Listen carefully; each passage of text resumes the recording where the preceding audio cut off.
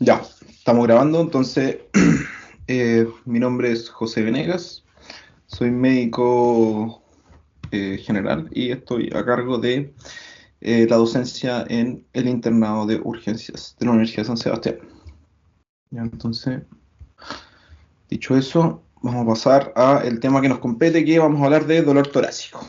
Ya, dolor torácico en la urgencia es un tema súper importante, abarca diagnósticos que son de mucha relevancia y que tienen una mortalidad muy importante en pacientes, que vamos a ver, ¿ya? Es un motivo de consulta frecuencia en la urgencia, frecuente, ¿ya? Y es necesario tener un algoritmo diagnóstico para estas cosas, para estos diagnósticos, y tengan en la cabeza más o menos un gold estándar de las patologías que sí o sí al menos se le tienen que ocurrir, ¿ya? Eh, es una sintomatología que es común a muchas patologías, ya muchos pacientes van a referir dolor torácico y nuestro trabajo en el fondo es encasillarlo en el algoritmo diagnóstico, ya sea para confirmar o descartar la patología en el fondo atingente al paciente, ¿ya? Las más importantes y las que sí o sí tienen que dominar son las que son obviamente tiempo dependiente, una morbimortalidad muy elevada y son las que vamos a hablar, ¿ya? Eh, Aquí más que nada vamos a jugar con un tema de prevalencias y de probabilidades. Ya hay patologías que son más frecuentes, otras que son menos frecuentes. Las que son muy frecuentes vamos a tener que hacer más cosas. Las que son muy poco frecuentes, al menos se nos va a tener que ocurrir y tener menos cosas en el fondo para descartarlas por el tema netamente de la prevalencia. Entonces, las potencialmente mortales y las que sí o sí tenemos que saber son el síndrome coronario agudo, que corresponde a el 20% de las consultas de dolor torácico, ¿ya? Un paciente indiferenciado que entra en urgencia y dice me duele el pecho, tiene un 15% de probabilidad de tener un síndrome coronario agudo, solamente por llegar a la urgencia con un dolor torácico, ¿ya? Entonces, en estos pacientes vamos a tener que hacer más cosas porque la probabilidad es muy alta, ¿ya? El tromboembolismo pulmonar es mucho menos frecuente, pero obviamente lo encontramos en algún grupo especial de pacientes. El neumotórax de tensión es mucho menos frecuente, al igual que el síndrome aórtico, y ya el taponamiento cardíaco, la rotura esofágica y la úlcera péptica perforada, mucho menos frecuente. Las que no son mortales, está bien que igual las tengan en mente, ya está, la verdad es que son muchas veces diagnósticos diferenciales. Eh, Perimiocarditis, reflujo gastroesofágico, gastritis, el famoso síndrome de Tietze o la costocondritis, ya que es un clásico, divertículo esofágico, amigdalitis, fracturas costales, espasmo esofágico, neumonía o bronquitis. Concepto importante, diagnósticos diferenciales, sobre todo, por ejemplo, no tiene una costocondritis, ¿ya? Son de descarte, ¿ya? O sea, nuestro trabajo está en descartar las patologías importantes. Si no encontramos ninguna patología, en el fondo, que sea tiempo dependiente, por una morbimortalidad elevada, podríamos eventualmente quedarnos con un diagnóstico diferencial de bajo riesgo, ¿ya? Pero son de descarte y nunca de diagnóstico de entrada, ¿ya? Lo que corresponde al dolor, lo típico con todas las patologías. Ya, importante la situación en la que está el paciente. ¿Qué está haciendo? ¿Está parado? ¿Está de pie? ¿Está sentado? ¿Está durmiendo? Ya, el contexto del paciente. ¿Qué estaba haciendo? ¿Dónde estaba? Ya, ¿cómo inició el dolor? Ya, ¿fue gradual? ¿Fue intenso? Ya, fue primero muy intenso, después menos intenso, ya, y ahí catalogar. Ya, el tipo de dolor punzante, pleurítico, opresivo, lancinante, hay hartos tipos, ¿ya? Las características que tiene el dolor, ¿ya? Qué tan intenso es el dolor, ¿ya? O sea, el paciente, cómo la experiencia, el dolor es una experiencia, así que depende mucho del paciente, pero qué intensidad le atribuye el paciente a su dolor, cuánto duró, ya la temporalidad es muy importante, partió una hora, terminó otra hora, se mantuvo durante cuánto tiempo, fluctuó, apareció más rato, apareció después en otras circunstancias, es importante, ya si tiene algún tipo de irradiación, si se mueve dentro del cuerpo, dentro del tórax, hacia qué lugar se mueve, qué factores modificaron el dolor. O sea, me senté de esta forma y se me pasó, me toqué aquí y me dolía más, me puse en esta posición y fue más tolerable. ¿ya? Y si es que hubo algún otro síntoma asociado en general, ¿ya? Muy variado. Otros síntomas asociados. Muy variado. Hay algunos que son más clásicos y que sí o sí vamos a tener que preguntar. ¿Ya? El clásico, y como le digo, el más prevalente, un síndrome coronario agudo. ¿Ya? 20% de todos los dolores torácicos y aquí nos vamos a jugar con probabilidades. ¿Ya? Lo importante es juntar estos cuatro elementos por separado y finalmente le vamos a asignar un riesgo. ¿Ya? Hay cosas que per se nos van a hacer hospitalizarlo o hacer mayores estudios sí o sí, ¿ya?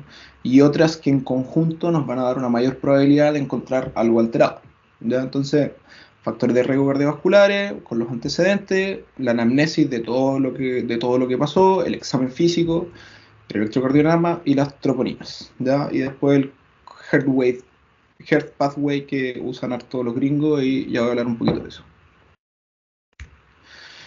Entonces, ¿qué es lo importante? La historia por sí sola, ya solamente va a confirmar, solamente va a hacer que ingrese un paciente de alto riesgo, un dolor precordial, opresivo, irradiado al hombro, con diaforesis. Esa historia clásica nos va a hacer automáticamente prender la alarma y decir, ok, este es un paciente que tengo que estudiar un poco más, ¿ya? Cuando no es el caso, ya la historia por sí sola no va a descartar nunca un síndrome coronario agudo. O sea, por muy atípica que sea la historia, no es suficiente para decir no tenéis nada, andate a la casa. ¿Ya?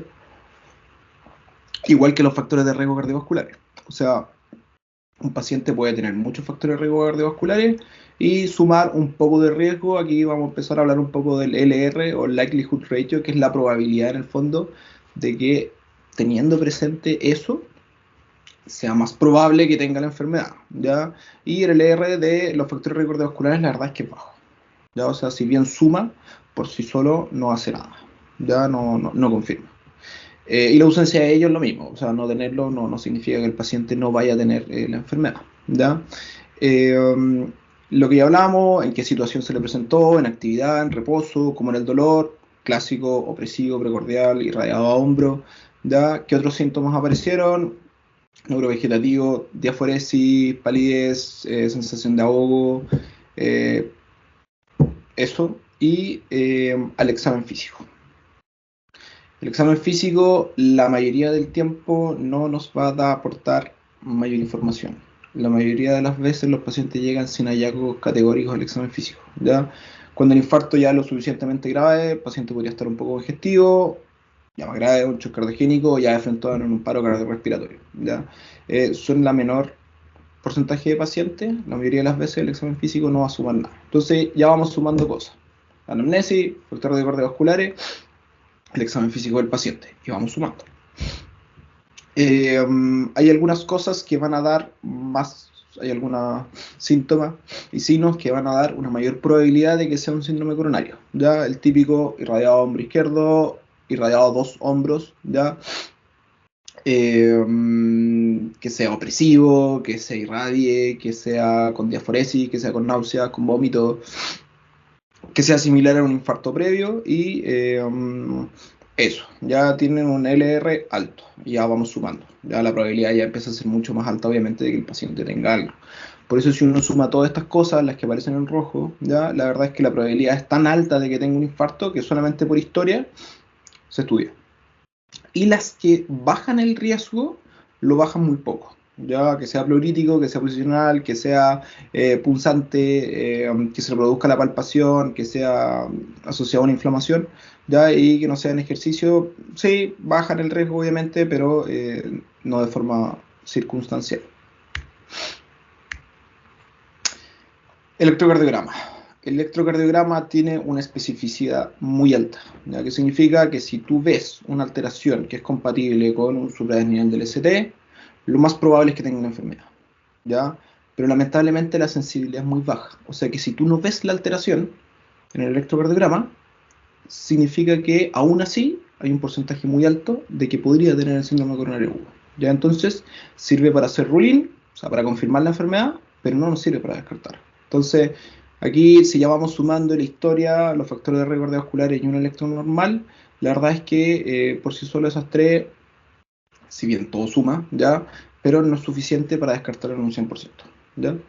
Hay un porcentaje no menor de electrocardiogramas que aún teniendo infarto van a estar normales, ¿ya? Y la lista que está aquí enumerada es larga, ya la verdad es que no voy a detenerme en cada punto, pero son muchas las alteraciones que pueden encontrar en un electrocardiograma que sugieran que está teniendo un síndrome coronario agudo o alguna alteración equivalente que hable de un síndrome coronario agudo.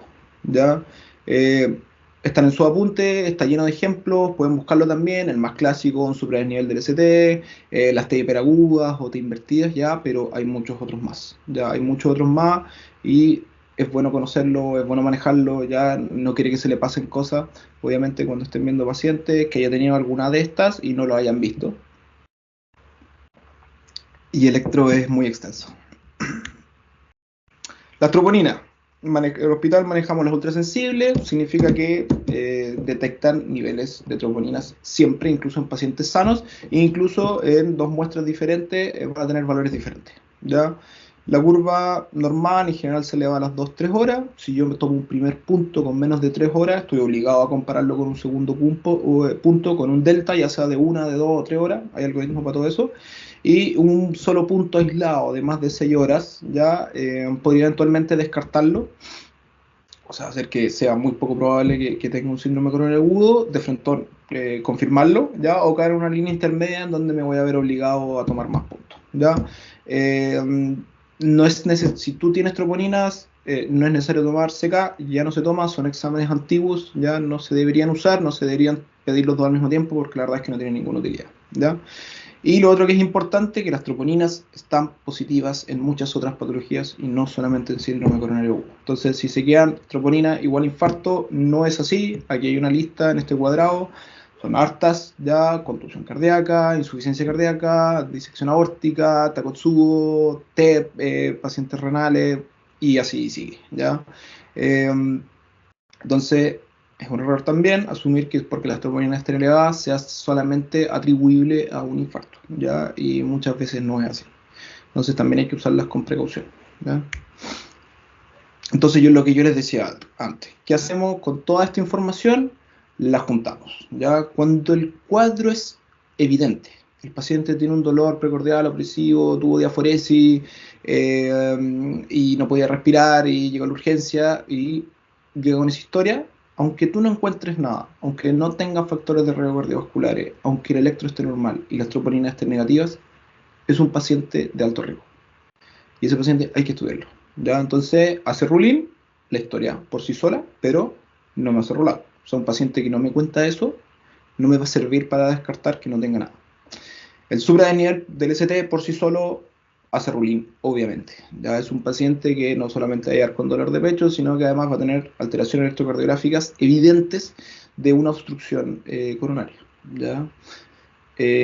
Las troponinas positivas variables, como por lo que les dije antes, tienen todos estos diagnósticos diferenciales en los que eventualmente podría estar positivo, pero si nos sacamos todo esto de encima, somos cautelosos en la toma de las troponinas y eventualmente ya sea tenemos una curva positiva o valores alarmantemente elevados como 3.000, 4.000, que son valores bien, bien exagerados, ya eventualmente rulina automáticamente, sobre todo si llega quejándose de un dolor torácico, ¿ya?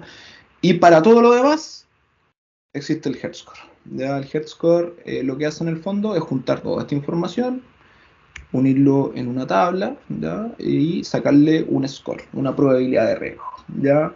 El Hertz Score es bueno para identificar dolores torácicos de alto riesgo. ¿Ya? O sea, un Hertz Score alto, si es que no cumple con las otras cosas para hacer un ruling inmediato, me sirve para identificar pacientes de alto riesgo, ¿ya? Y para pacientes de muy bajo riesgo está la escala EDAX, ¿ya? Que son otro pool de preguntas y cosas que ya le vamos a haber preguntado al paciente, que aquí las pueden ver, ya, o sea, si es hombre, si tiene factores de riesgo, si tuvo diaforesis, ya si le radió el hombro, si eventualmente el riesgo es muy bajo, ya podríamos descartarlo solamente con eso, ya. Aquí igual a aplicar un poco la experiencia, la gestal, ya hay cosas que uno va desarrollando con el tiempo, pero son herramientas que tenemos con las que podemos trabajar y se ha demostrado que sirven, ¿ya? TEP. Una pausa.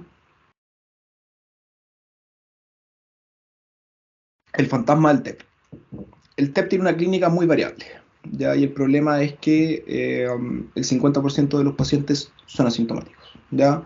Del otro 50% de los pacientes podemos encontrar, de lo más frecuente, disnea súbita. El paciente va a llegar quejándose por disnea, disconfort torácico. La verdad es que no va a ser el mismo tipo de dolor que un dolor coronario. Ya le va a costar mucho expresarse al paciente, entre esos dolor pleurítico, que es el 50%. Ya pacientes podrían llegar evidentemente con una insuficiencia respiratoria aguda, ya esto, con requerimientos de oxígeno, polimneco, esto en general 70 al 90%. Ya que lleguen refiriendo solamente tos, 20%, algunos pacientes presentan solamente síncope, 19%, algunos pacientes palpitaciones, hemoptisis muy bajo porcentaje y que clínicamente se evidencia una trombosis venosa profunda, 15%. ¿Ya? Así que tenemos harta ahí variabilidad en los porcentajes y en las presentaciones de las cosas más habituales que en el fondo nos han enseñado. Hay que tenerla en consideración todas, ¿ya? Porque obviamente uno empieza a sumar y empieza a tener más riesgo. Y con el tema en particular, las probabilidades son algo muy importante para tomar una decisión de iniciar un algoritmo diagnóstico. Los factores de riesgo, edad, antecedentes de TEP o TDP, ya todo lo que sea movilidad reducida, postrado o viajes prolongados, clásico mayor a 12 horas, malignidad ya sea conocida o eventualmente desconocida, embarazadas, puerperio, ya anticonceptivos orales y terapia de reemplazo hormonal. Ya también cirugías recientes y trauma es lo más clásico. Ya estos sí o sí tienen que ser preguntados en la anamnesis, ya sea indirecta o directamente, ¿ya? Y ya nos van a empezar a conceder un poco más de riesgo. Las menos frecuentes y a veces, muchas veces desconocidas, que el paciente tenga una coagulopatía congénita, tenga un síndrome antifosfolípido, insuficiencia cardíaca, síndrome nefrótico, tabaquismo crónico, infartos previos, varices, obesidad, ¿ya? Enfermedades autoinmunes, entre las cuales lupus y enfermedad inflamatoria intestinal, las más frecuentes, y eh, intervenciones médicas, un catéter venoso central, un marcapaso, una prótesis de cadera. Ya están asociados a riesgo de TEP. Entonces tengo mis pacientes, en los que van a tener una clínica variable, van a tener algunos factores de riesgo y otros no, ¿ya? Y empezamos a ver qué exámenes le puedo pedir para eventualmente ver esto, ¿ya? Y el clásico que le enseñan en el pregrado, el S1Q3T3, en esta tabla pueden ver que incluye al 4% de todos los tromboembolismos pulmonares, un porcentaje bastante despreciable.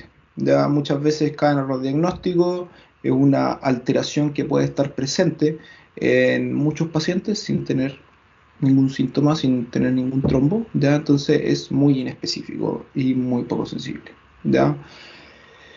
¿Por qué se inició esto? ¿Por qué se creía el S1Q3T3? Básicamente lo que habla el T3 son las T negativas, que si pueden ver, la inversión de onda T son el 34% de los electros, o sea, el porcentaje más alto, ¿ya? O aplanamiento de la onda T. Y la desviación del eje a derecha, que incluye el otro 11%, se puede ver en ondas S en D1, ¿ya? Entonces, en verdad, lo que deberíamos buscar más que el S1Q3T3 son las ondas T negativas, la taquicardia sinusal y la desviación de eje a derecha, ¿ya? Si sumamos esas tres cosas, obviamente el riesgo es mucho más alto. Ya una forma sencilla de ver eje desviado a derecha es cuando la onda S en D1 es más grande que la onda R. Ya eso no debería pasar jamás. Ya en este electro aquí, de hecho, pueden ver que la onda S en D1 es casi el mismo porte que la R, y en ABL, ya que sería su derivada que está al ladito, también la S es bastante grande, o sea, evidentemente el eje está desviado hacia la derecha. Aquí hay un ejemplo, pueden ver las ondas S en D1, pueden ver las ondas T negativas en par inferior, que es lo clásico, y las T negativas, las precordiales, que están más cerca del corazón del lado derecho, que son B1, B2, B3, ¿no? Porque están más pegaditas al esternón. Entonces, tomamos la historia, tomamos los factores de riesgo que ya habíamos hablado, tomamos la clínica y ya se le había ocurrido antes, hicieron unas escalas en donde tomaron todas estas variables y le asignaron una probabilidad de que el paciente con TEP tuviera la enfermedad. Y empezaron a ver resultados estadísticos, ¿ya? Entonces existe la escala de Wells, que es la más conocida, la de Ginebra, ¿ya? Y el PEC Rule, ¿ya? Son muy buenas herramientas. Si se ven en la tabla, se enumeran los mismos factores de riesgo y las mismas cosas clínicas que ya habíamos hablado, pero no todas.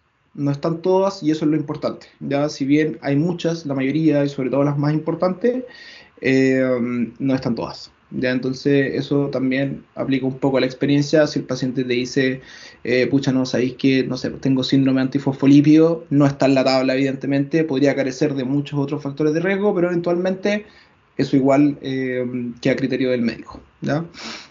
Entonces, ¿qué hacemos con toda esta información? Aquí están enumeradas cuáles son las variables, según el puntaje, qué probabilidad tiene, ¿ya? Y ¿cómo aplicamos esto? Muy sencillo, ¿ya? Como el TEP tiene un riesgo bajo de presentación, si por la variable en estas escalas el riesgo es bajo, tengo una probabilidad tan baja que no vale la pena hacer estudios invasivos, ¿ya? Estudios de mayor complejidad, que no es lo mismo que pasa con el síndrome coronario agudo, que como la probabilidad es mucho más alta, tengo que hacer más estudios, tengo que sumar más porcentaje de confianza a esa probabilidad, pero en este caso no, 2 a 5%, le hago el score con la escala, el porcentaje sigue siendo muy bajo, suficiente. Entonces, para verlo un poco más esquemático, sumamos la historia, sumamos los antecedentes, los hábitos, los factores de riesgo, sumamos los signos vitales y la clínica del paciente. Entonces digo, ok, perfecto, sumando todo eso, ¿cuál es mi probabilidad pretest de que el paciente tenga un TEP? Score de Wells, score de Ginebra. Si el score de Wells o el de Ginebra es de bajo riesgo, yo eventualmente puedo hacerle un score de PERC. Porque el riesgo es tan bajo que solamente entre el Ginebra y el PERC yo puedo descartar con una alta probabilidad la enfermedad, ¿ya? ¿Qué pasa si el riesgo es intermedio? Si el riesgo es intermedio o el PERC me sale positivo, ¿ya? Estoy obligado a tomar otro examen porque solamente con eso no soy capaz de descartarlo. Y le tomo el famoso dímero D, ¿ya? Ya vamos a hablar un poco más adelante del dímero D. Le tomo el dímero D me sale negativo, perfecto, tiene un alto valor predictivo negativo, así que me quedo tranquilo, es muy poco probable que tenga la enfermedad. O antes me pasé de Wells y Ginebra al PERC, me sale negativo, muy poco probable que tenga la enfermedad. Chao.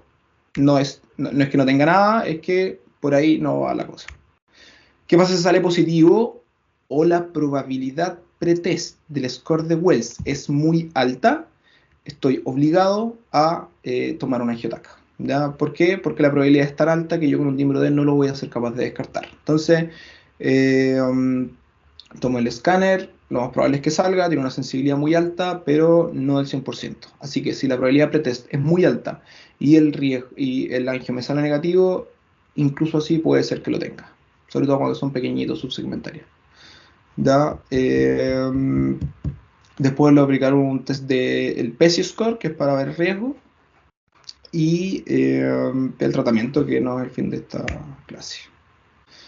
Dímero D.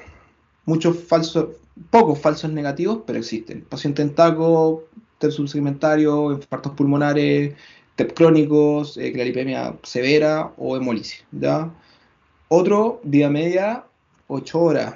O sea, a los 3 días el paciente, la verdad es que ya va a ir desapareciendo un poco el dímero D y que pasa arriba de 3 a 5 días, podría incluso salirme negativo, ¿ya?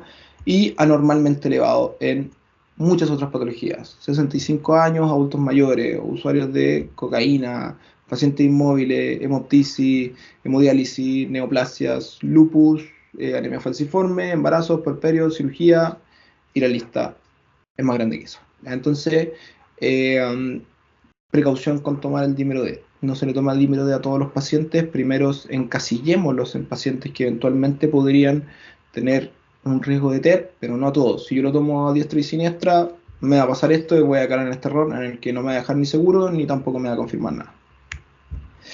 El PESI Score estratifica a los pacientes con un TEP confirmado, qué tanto riesgo de mortalidad tienen. Obviamente ya de 3 en adelante tienen un riesgo de mortalidad alto. Y los encuadro en esta casilla, en donde un paciente que está hemodinámicamente inestable, tiene una probabilidad pretest muy alta y me sale el angio, por ejemplo, negativo, da lo mismo. El paciente tiene un riesgo altísimo de mortalidad y tiene que ser hospitalizado y tratado como corresponde, ¿ya? Después tenemos el intermedio alto, intermedio bajo y bajo, ¿ya? Y las variables son los resultados del PESI score, si es que tiene infusión de ventrículo derecho, ya sea al angio o a la ecoscopía, y si es que tiene troponinas positivas o no. Radiografía de tórax, mencionarla inespecífica no sirve mucho, pero si es que encuentran algún hallazgo, podría ser el signo de Westermarck, en donde se ve un menor flujo ya en los ilios pulmonares, o la joroba de Hampton, que básicamente es un infarto pulmonar en donde hay un foco de condensación producto de este infarto. Bueno, y ahora vamos a hablar del síndrome aórtico. El síndrome aórtico tiene una prevalencia global que la verdad es baja, ¿ya? O sea, no es un diagnóstico que en el fondo nosotros tengamos que descartar en todos los pacientes que ingresan con un dolor torácico, pero sí vamos a tener que tener cierta precaución en algunas cosas que nos van a aumentar, obviamente, un poquito más el riesgo de que el paciente tenga la patología, y en esos casos sí llegar obviamente a descartarla. Ya diferenciarla del síndrome coronario agudo, en que la prevalencia es tan baja que la verdad no es necesario hacer exámenes de screening a todos los pacientes. Ya lo único que en el fondo va a agregar el riesgo es que tenga algunos patrones clásicos, ya ahí nosotros lo sospechemos. Ya dentro del síndrome aórtico tenemos varias patologías, en ella la disección aórtica, que es la que tiene una mayor obviamente prevalencia, ya está asociada a una altísima mortalidad, y por eso es una patología que en el fondo es demasiado importante pesquisarla a tiempo, si no la morbimortalidad es muy, muy, muy elevada. ¿Ya? También tenemos el hematoma intramural, ya que se forma un pequeño hematoma, ya, obviamente en el pared de la aorta, de la aorta, claro, y la úlcera aórtica, y estas tres son un continuo. Ya obviamente de úlcera se puede pasar a disección y de hematoma a úlcera, y va así evolucionando la patología. Factores de riesgo obviamente va a presentar esta patología y en quién vamos a sospechar en nuestra primera evaluación con el paciente. Primero, que tenga alguna enfermedad del tejido conectivo, entre ellas las más clásicas, el Marfan, el Ehlers-Danlos, un Turner u otros. ¿Ya? Antecedentes familiares de alguien que haya tenido un síndrome aórtico, antecedentes del paciente que él tenga una enfermedad valvular aórtica, obviamente va a predisponer un mayor riesgo, que haya tenido alguna cirugía valvular reciente, pacientes con aneurismas aórticos, ¿ya? Y de las patologías crónicas, hipertensos, ya usuarios de fármacos adrenérgicos, cocaína, por ejemplo, ya pacientes embarazadas o pacientes con politrauma, ¿ya? En estos pacientes nosotros lo vamos a pensar. O sea, si llega un paciente con estos factores de riesgo y viene por un dolor torácico de las siguientes características, que primero que nada hace un dolor súbito, ya diferente obviamente de un síndrome coronario agudo, en que muchas veces el dolor es intermitente, va y viene, se presenta algunas situaciones. Aquí no, el dolor es súbito, intenso, inicialmente de gran intensidad, ya transfixiante, o sea, para el paciente implica que el dolor en el fondo es lo más importante en ese momento, y no importa lo que esté haciendo, el paciente lo va a sentir como un trueno en su salud, ¿ya? Muchas veces se describe como migratorio, ¿ya? O sea, no es un dolor fijo en un único lugar, sino que primero lo va a sentir en el tórax, después en la guata, puede que se vaya a la espalda, que de la espalda baje a la espalda baja, que se vaya hacia extremidad inferior, ¿ya? Es migratorio por definición, o sea, el paciente va a referir que ha ido cambiando el tipo de dolor, ¿ya? Y es persistente en el tiempo. O sea, este es un paciente que si en el fondo tiene una disección aórtica, no va a desaparecer el dolor. O sea, el paciente partió con dolor, súbito, intenso, y consulta por dolor, y sigue con dolor, y nunca desapareció el dolor, ¿ya? Asimetría de pulso, la verdad es que sensibilidad bastante baja. Si está ausente no nos dice nada, 20% de prevalencia en los síndromes, en la disección aórtica, ¿ya? Eh, Síntomas asociados a la disección aórtica va a tener mucho que ver con el lugar en donde está la disección y de las arterias que estén comprometidas. Obviamente, si hay un compromiso de la circulación superior que va hacia el sistema nervioso central, hacia el cerebro, vamos a tener compromiso de conciencia y un déficit neurológico. Ya es uno de los diagnósticos diferenciales de accidentes cerebrovasculares. Es poco frecuente, pero lo hemos visto aquí por lo menos en el servicio de urgencia. Ya, el paciente puede presentar un síncope, ya sobre todo si la disección está en el tracto inicial, en el fondo de la salida de la aorta, comprometiendo las arterias coronarias. Ya el paciente eventualmente puede tener un infarto tipo 2, ya, o un bajo flujo y producir un síncope. Ya. Que el paciente esté hipertenso, solamente 50%, ya. O sea, la mitad de los pacientes van a venir con las presiones elevadas, y el paciente, si ya lo encontramos hipotenso, es probable que estemos llegando tarde, ¿ya? Porque para que el cuerpo no sea capaz de mantener las presiones elevadas, significa que está perdiendo sangre, y este paciente tiene una altísima mortalidad. Ya si además el examen físico yo lo oculto un soplo aórtico, aumenta un poquito más. Y lo más frecuente, lamentablemente, en estos pacientes que debuten con muerte súbita. O sea, son pacientes que no alcanzan a consultar en el servicio de urgencia, simplemente un dolor torácico, el paciente fallece obviamente por la disección aórtica y por la pérdida de sangre. Entonces, recapitulando, factores de riesgo, ya esta historia de dolor, alguno de estos síntomas, variable o no, y ya se me empieza a parar un poquito la campanita y digo, chuta, ¿tendrá una disección aórtica este paciente o algo en el espectro del síndrome aórtico? ¿Qué podemos hacer por este paciente? Electrocardiograma inespecífico. Ya inespecífico, la verdad es que no hay ninguna alteración que nos vaya a sugerir, pero sirve de screening para descartar otro tipo de patologías de dolor torácico como un infarto. ¿Ya? Radiografía de tórax, poco sensible. Ya ensanchamiento mediastino, si está o no está, la verdad es que tampoco nos va a cambiar mucho la conducta, o sea, es un examen que no me deja seguro ni me confirma mucho. ¿Ya? La ecoscopía buena, ya realizada por médico en servicio de urgencia, poco específico. ¿Qué significa? Que si no lo encuentro no significa que no la tenga, pero muy sensible. Que si lo veo, está presente y es muy probable que lo tenga. ¿Ya? Y el diagnóstico de elección y el examen de elección que uno debería decidir es un angio de tórax, ya con sospecha de un síndrome aórtico. Diferenciar que el angio de tórax que se busca para síndrome aórtico es diferente al angio de tórax que yo uso para identificar un tromboembolismo pulmonar. ¿En qué se diferencian? En la misma imagen, es el mismo contraste, pero está tomado en tiempos diferentes, ¿ya? En uno está tomado cuando el contraste pasa por la arteria pulmonar, y en el otro cuando pasa por el arco aórtico, y en el fondo lo que yo estoy buscando es ver estructuras diferentes.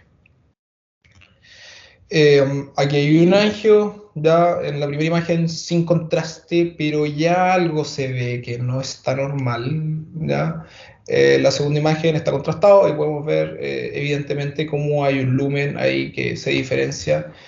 Uno sería el lumen falso y el otro el lumen verdadero, ¿ya? Y obviamente los dos capta contraste, así que está extravasándose en el fondo hacia la disección, ¿ya?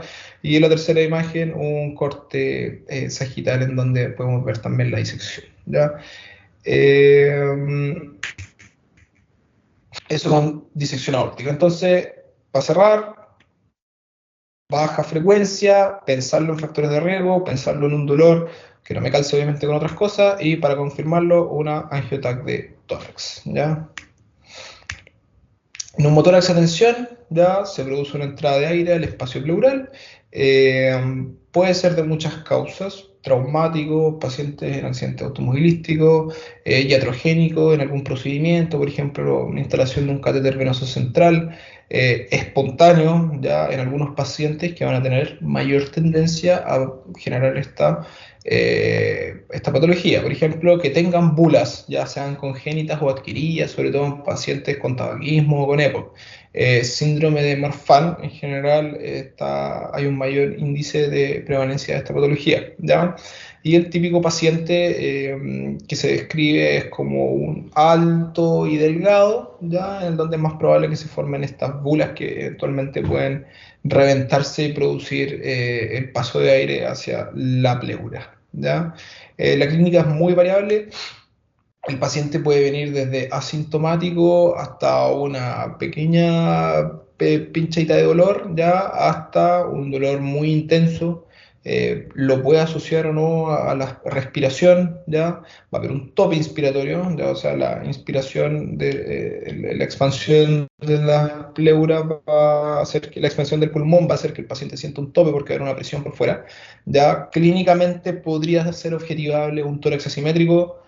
Esto es difícil de objetivar, ya no es tan sencillo, ¿ya? Al examen físico dirigido, un murmullo pulmonar asimétrico, francamente disminuido en un lado, ¿ya? Que el paciente tenga compromiso respiratorio variable, depende del tamaño del neumotórax, si es pequeño podría no, podría estar un poquito polimneico o podría estar bastante polimneico y con requerimientos de oxígeno, ya usando musculatura accesoria, en el fondo para compensar la pérdida de espacio que está teniendo el parenquima pulmonar. Y si es que ya es excesivo en el caso del neumotórax, inestabilidad hemodinámica, ya en donde la presión externa produce un colapso del retorno venoso, ya sobre todo la vena cava inferior, la vena cava superior, hay menor ingreso ya a la bomba y eso eventualmente hipoperfusión. ¿Ya? Exámenes diagnósticos, electro, inespecífico, lo mismo que antes, sirve de screening, sirve para descartar otras patologías, no me confirma nada. Radiografía de tórax, lo que tienen que saber que se toman dos, en inspiración, como se toman todas las radiografías de tórax, ya póstero anterior y lateral para pesquisar patología del parénquima pulmonar, pero en este caso en particular también necesito una en expiración máxima. ¿Ya? En el donde al expirar el parénquima disminuye el volumen y va a ser mucho más evidente la presencia de un neumotórax. ¿Sí? ¿Qué es lo que voy a buscar? Esta silueta en la que tengo la radiografía, que en el fondo es hasta dónde llega el parénquima pulmonar y dónde inicia el neumotórax. ¿Ya? A modo de búsqueda, lo que yo en verdad voy a buscar es esta trama ya del parénquima que tengo aquí, se ve un poco en el fondo que es el parénquima normal, ya aquí se ve limpio, así que aquí claramente no hay parénquima pulmonar y queda bastante evidente, obviamente, la línea donde termina el pulmón, ¿ya? Este es evidente, a veces son muy pequeñitos, ¿ya? Y son más difíciles de ver, ¿ya? En la radiografía algo laminar podría pasar desapercibido, el TAC de tórax va a tener mucha mayor sensibilidad, ¿ya? O sea, lo va a pesquisar con una mucho mayor frecuencia, va a ser más fácil de verlo. Y la otra herramienta que tenemos es la ecoscopía. Ya la ecoscopía es buena, puedo hacer un lado de la cama del paciente. Básicamente lo que voy a ver, lo que voy a buscar en el fondo es ausencia del movimiento de la pleura visceral con la parietal. Ya en una normal, esta es la pleura visceral y parietal que están pegadas una sobre la otra, y al dejar el ecógrafo funcionando, yo puedo ver cómo estas brillan un poquito y se mueve, se nota que la imagen se mueve, ¿ya?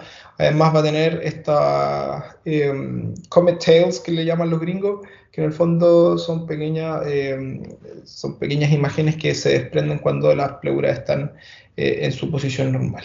Ya todo lo que está arriba obviamente es tejido muscular y subcutáneo, aquí tenemos las costillitas y lo que yo voy a buscar es esta imagen, ¿ya? Esta imagen